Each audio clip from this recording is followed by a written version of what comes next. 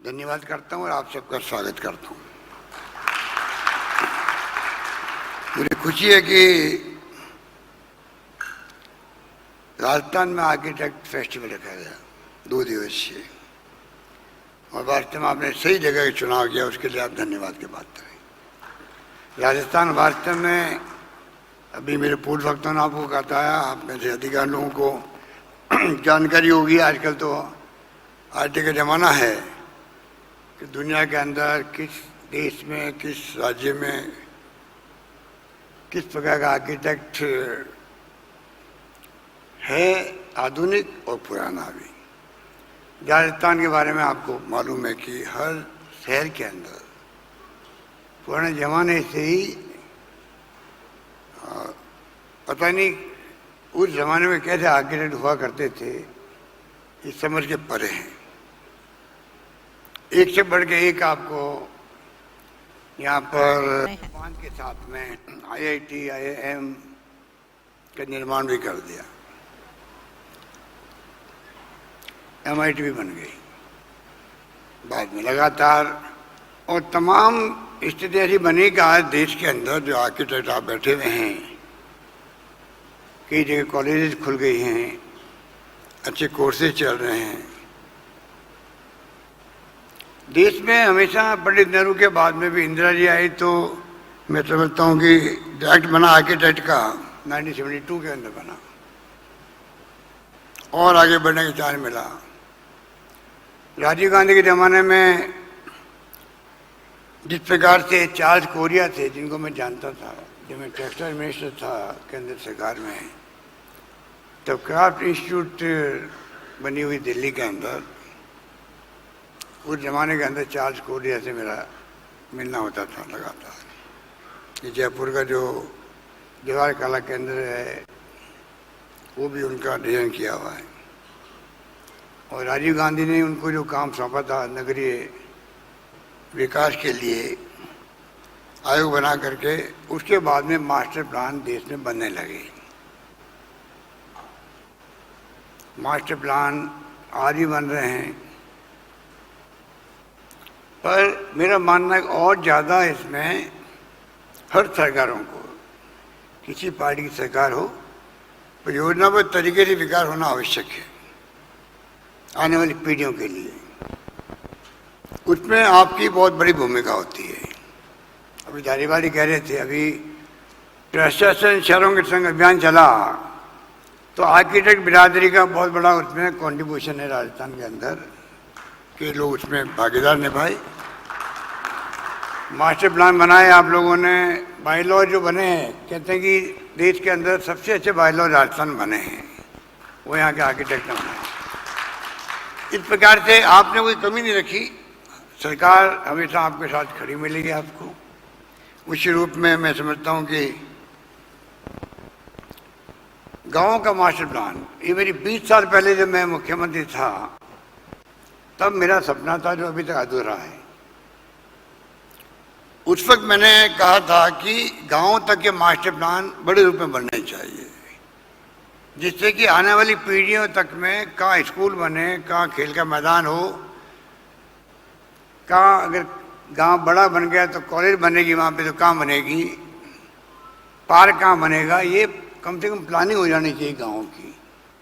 वरना ऐसी स्थिति बनती है गाँव के अंदर भी कि आप अगर इमरजेंसी में एम्बुलेंस, फायर ब्रिगेड नहीं जा सकती है।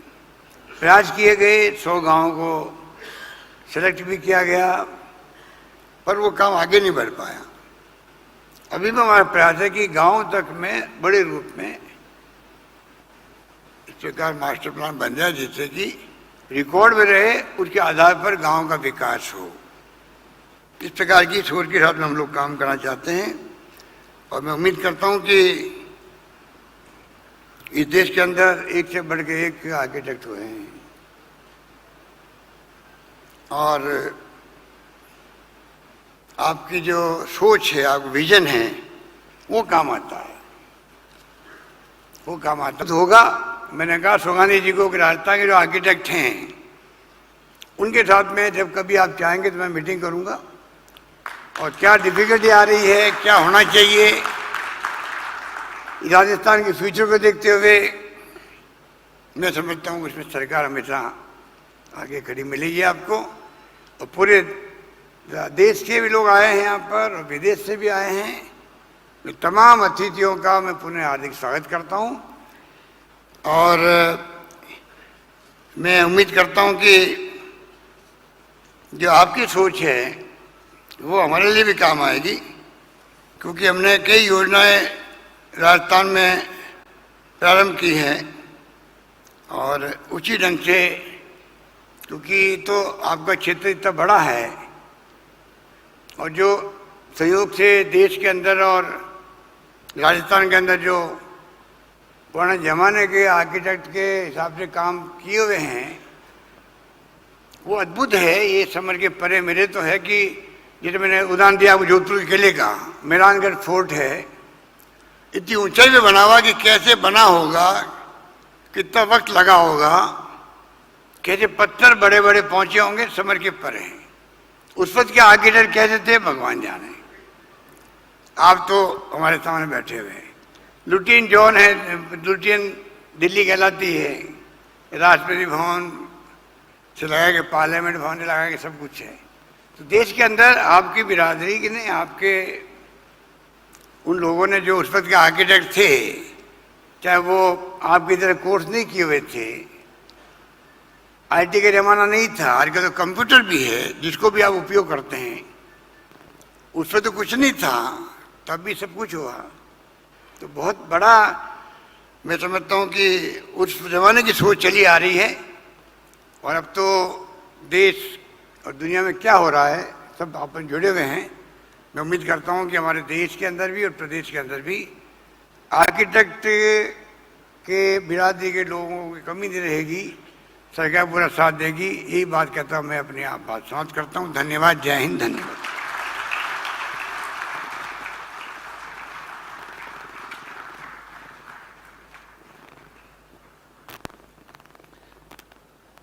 बहुत बहुत धन्यवाद Shri Gehlot ji, thank you very much. आपने आपकी मौजूदगी से और आपके विचारों से हमें प्रेरित किया है, थैंक यू वेरी मच। मैं जानती हूँ यहाँ पे जो आए हुए डेलीगेट्स हैं विभिन्न प्रदेशों से और विभिन्न देशों से आए हुए हैं। I know we have a lot of guests across India and across the globe, but can we have a huge round of applause one more time for our very own dynamic Chief Minister of Rajasthan, Shri Ashok Gehlot ji. Thank you very much, sir. और इसी के साथ may I now please invite Architect Gaurav Agrawal, co-convener Rajasthan Architecture Festival, to please come on stage to propose the vote of thanks.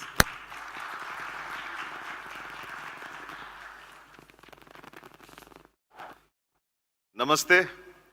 इस सभागार में बैठे सभी महानुभावों को मेरा दिल से आभार।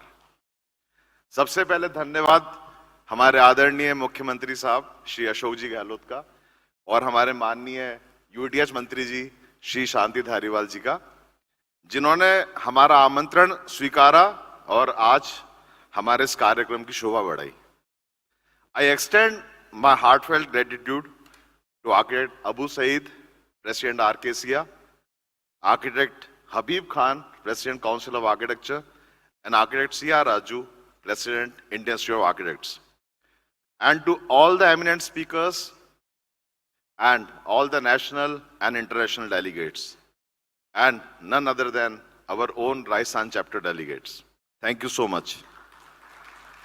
Rajasthan Architecture Festival is truly a festival, one of its kind, which is planned to have an interaction and dialogue exchange among the fraternity, industry, and students.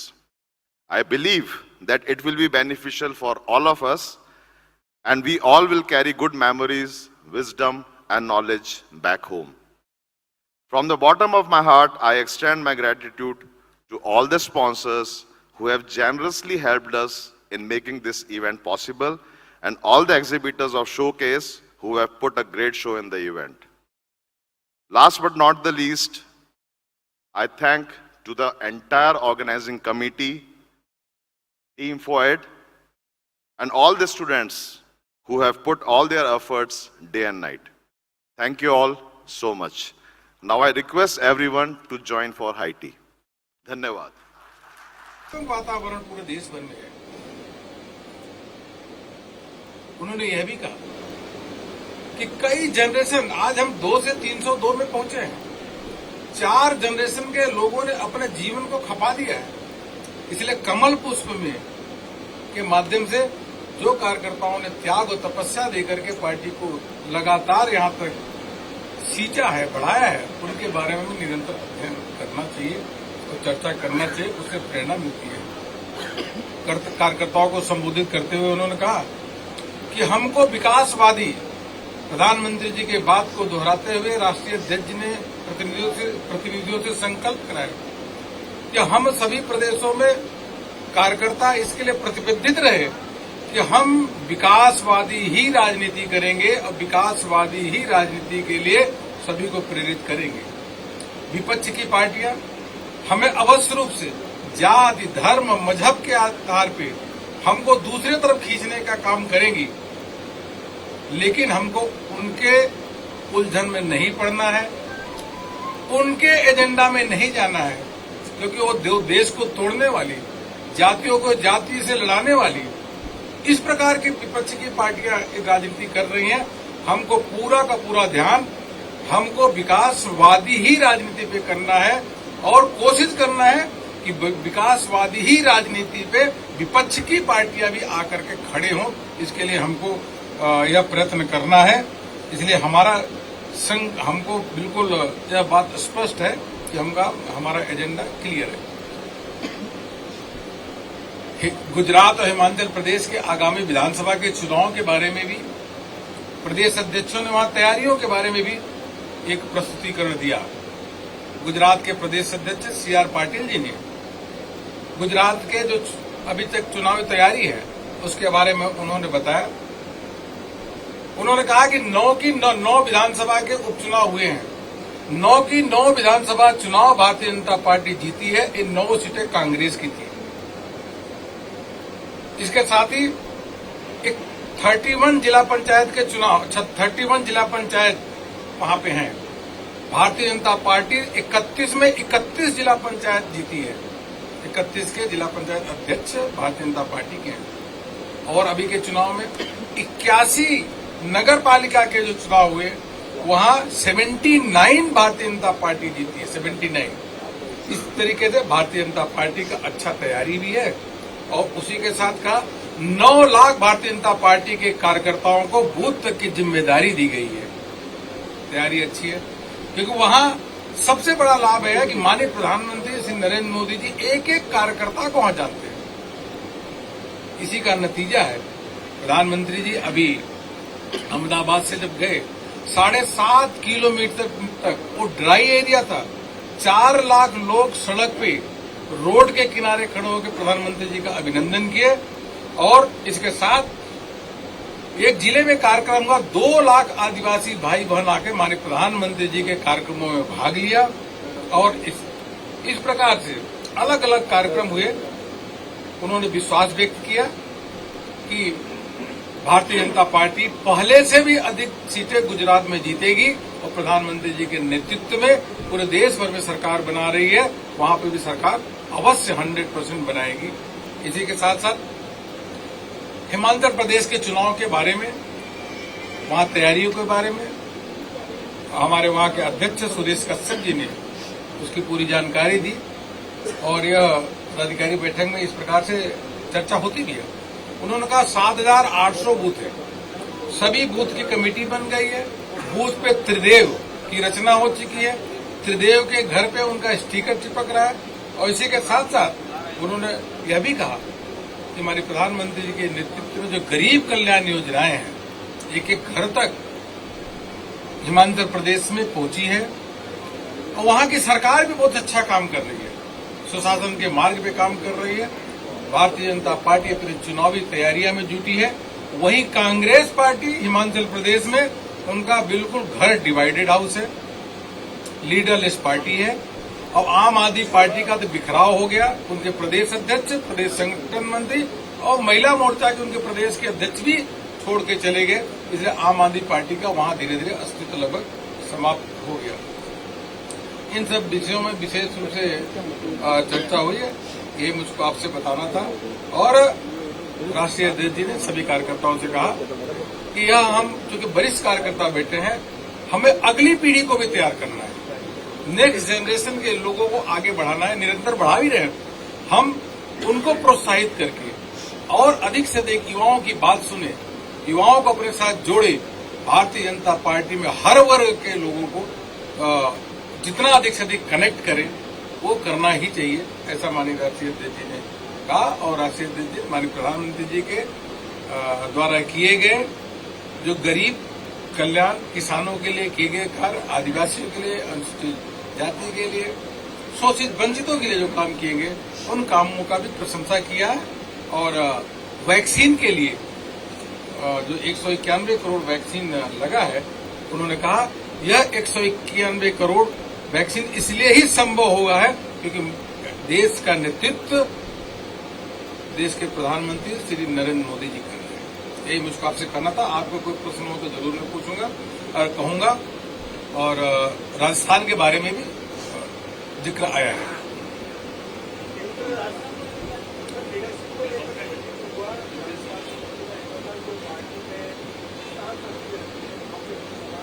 देखिए, मैं आप कई बार बोल दिया कि हमारे पार्टी में कोई भी किसी प्रकार का खींचतान नहीं है। हमारे कार्यकर्ताओं में मतभेद तो हो सकता है, लेकिन मनभेद नहीं होता। हमारे कार्यकर्ता एक हैं। खींचतान का ये तो कांग्रेस पार्टी में देखिए, गुजरात में प्रदेश अध्यक्ष छोड़ दिए, पंजाब में प्रदेश अध्यक्ष छोड़ दिए, यहाँ पे एक विधायक कांग्रेस का परसों ही वो इस्तीफा दे दिया। तो खींचतान तो है। कांग्रेस पार्टी के अंदर राजस्थान में सभी विधायक अपने आप को मुख्यमंत्री समझते हैं और मुख्यमंत्री का किसी विधायक पे कंट्रोल नहीं है। आप क्या पूछ रहे हैं?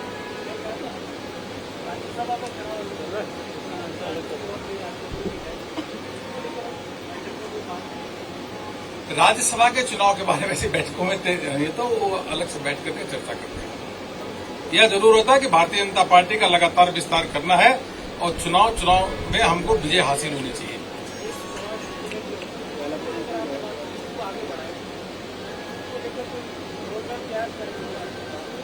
ऐसा है कि युवाओं के लिए हमने ऑलरेडी शुरू किया है। हमने कहा था अभी जब हमारे संगठन की रचना बनी थी कि मंडल अध्यक्ष जो होगा वो हमारे 45 साल का होगा, जिला अध्यक्ष 55 साल का होगा। ये तो हमारी ऑलरेडी कार्य योजना चल रही है। वही उन्होंने कहा कि युवाओं के बीच में अधिक से अधिक पहुंच करके, क्योंकि युवा प्रधानमंत्री जी के कार्यों से इतना अधिक प्रभावित है, हमको उनको संपर्क करना है, उनको पार्टी के साथ जोड़ना है।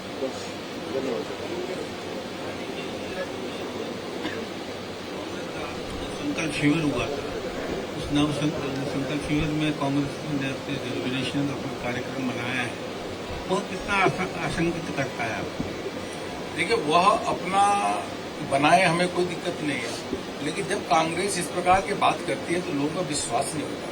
यही राजस्थान प्रदेश है और इसी राजस्थान प्रदेश में चिंतन शिविर हो रहा है। राहुल गांधी मंच से आकर के बोले थे कि 1, 2, 3, 4, 5, 6, 10 तक की गिनती गिने थे चुनाव से पहले। उन्होंने कहा 10 दिन के अंदर किसानों का कर्जा माफ हो जाएगा। आज किसानों का कर्जा माफ नहीं हुआ और सड़कों पे भटक रहे हैं। राहुल गांधी जी इसी राजस्थान की धरती पे आके बोले थे कि चुनाव के 10 दिन के अंदर जो राजस्थान के युवा हैं उनको हम हर युवाओं को 3500 रुपए का बेरोजगारी भत्ता देंगे। आज तक युवा दर दर की ठोकरें खा रहा है, उनको बेरोजगारी भत्ता तो मिला नहीं।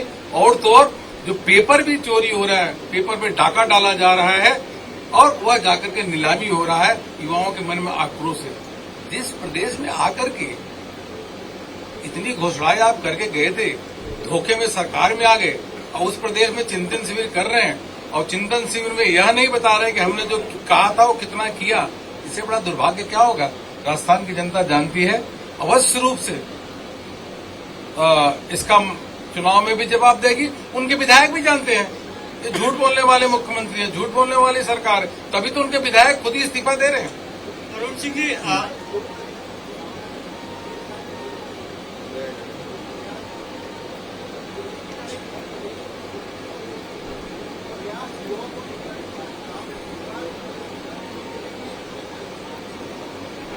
देखिए, ऐसा कि आयु सीमा कभी तय नहीं होती और यह पार्लियामेंट्री बोर्ड ही निर्णय लेता है, हम लोग निर्णय नहीं लेते। और दूसरी बात क्या है